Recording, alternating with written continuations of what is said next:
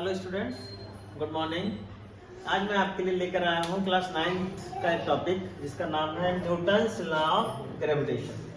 तो Newton's law of gravitation बेटा क्या होता है कि न्यूटन ने दिया था ये, उन्होंने बताया था कि दो हैवी ऑब्जेक्ट यानी कि दो, ये जो न्यूटन्स लॉ ऑफ ग्रेविटेशन है दो हैवी ऑब्जेक्ट के बीच में लगता है। जैसे मास और जैसे अर्थ के बीच की बात करें और सन के बीच की बात करें, मान लीजिए अर्थ और सन के बीच में जो फोर्स लगता है ये हमेशा अट्रैक्टिव नेचर का होता है। कैसा होता है बच्चों? अट्रैक्टिव नेचर का होता है।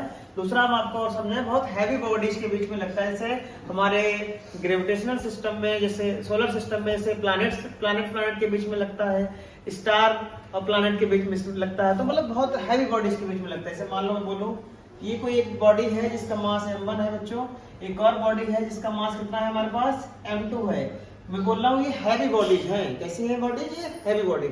तो इनके बीच की दूरी मैंने मान ली बेटा कितनी है? r है। कितनी है ये दूरी इनकी? r। मान लीजिए कैपिटल R लिया मैंने। चलिए मान लीजिए दो बॉडीज थी जिनके मास m1 और m2 है, एक दूसरे से सेपरेट है। कितनी दूरी पर? r दूरी पर सेपरेटेड है। तो न्यूटन ने बताया था कि उन्होंने बोला था कि इनके बीच में हमेशा अट्रैक्शन का फोर्स लगता है। इनके बीच में क्या का फोर्स लगेगा? अट्रैक्शन का। तो फोर्स ऑफ अट्रैक्शन एक दूसरे को ये अपनी तरफ खींचते हैं। तो उन्होंने बोला कि जो फोर्स ऑफ अट्रैक्शन है बेटा वो डायरेक्टली प्रोपोर्शनल होता है to product of their masses. इन्होंने क्या बताया था? सुनिए ध्यान से। उन्होंने बोला कि the product force of attraction between two bodies is directly proportional होगा to product of their masses. Product का मतलब इनकी मल्टीप्लाई, यानी m1 multiply m2। This is the sign of proportional. ये किसका साइन है बच्चों? प्रोपोर्शनल का साइन होता है। एंड इनवर्सली प्रोपोर्शनल होता है to the square of the distance between the masses. Inversely proportional होगा किसके? To the square of the distance between the masses, यानी 1/r²। अगर आप बताइए मैं इन दोनों को आपस में मिला दूं तो f, ये प्रोपोर्शनलिटी का साइन ऐसे ही आ जाएगा बच्चों। ये जो लिखा है एज इट इज लिख दीजिए, इसे बोलते हैं प्रोपोर्शनल। ठीक है, तो ये बन जाएगा हमारा m1 m2 अपॉन में कितना है? ये r²। तो m1 m2 अपॉन r² आ गया। उसके बाद हम क्या करते हैं, यहाँ पे ध्यान दीजिएगा, अगर ये मैं प्रोपोर्शनलिटी का साइन हटा दूं, प्रोपोर्शनलिटी का साइन हटाऊं तो यहाँ पर एक कांस्टेंट आ जाता है बच्चों। क्या आ जाता है? कांस्टेंट। देखिए f इक्वल्स टू, मैं यहीं पे लिख दे रहा हूँ, f equals to g m1 m2 upon में क्या आएगा? r²। वेयर g क्या होता है? यहाँ पे ध्यान रखिए, फार्मूला तो हमारा ये आ गया निकल के, लेकिन where g is a universal gravitational constant. Universal gravitational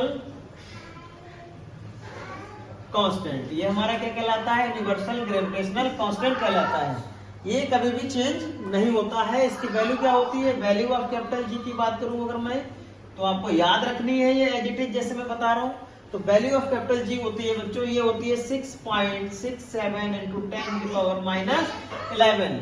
अब मैं यहाँ पे आपको पहले इसकी यूनिट निकालना सिखाता हूँ। क्या होती है unit? Unit of capital G. अगर यूनिट निकालो, यूनिट ऑफ जी में बात करूं तो बेटा देखिए यहां से इस फार्मूले से देखिएगा आप लोग, फार्मूला जो हमने अभी पढ़ा f इक्वल्स टू हमारा है g m1 m2 अपॉन में कितना है? r²। तो यहां से g की वैल्यू पहले निकालो आप, तो क्या आएगा? f × r² अपॉन में क्या आएगा? m1 m2। देखो f की यूनिट आपको पता है क्या होती है? न्यूटन होती है। r की यूनिट क्या होती है? मीटर स्क्वायर हो जाएगा, इनटू ये क्या हो जाएगा हमारा? Kilogram square. Kilogram into kilogram मिलकर क्या हो गया? किलोग्राम स्क्वायर हो गया। तो यूनिट ऑफ जी क्या निकल के आ गई बच्चों?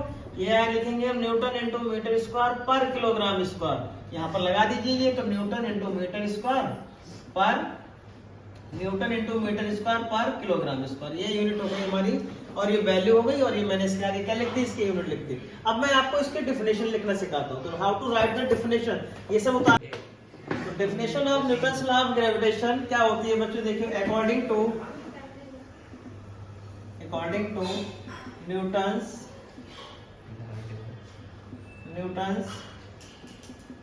according to Newton's law of gravitation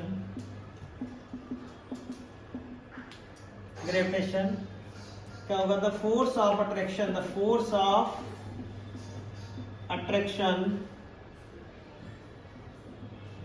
attraction between two bodies। कौन सी दो बॉडीज? जो हैवी बॉडीज है। Two bodies is directly proportional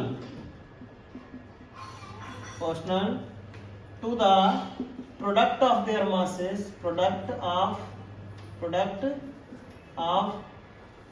their masses and inversely proportional।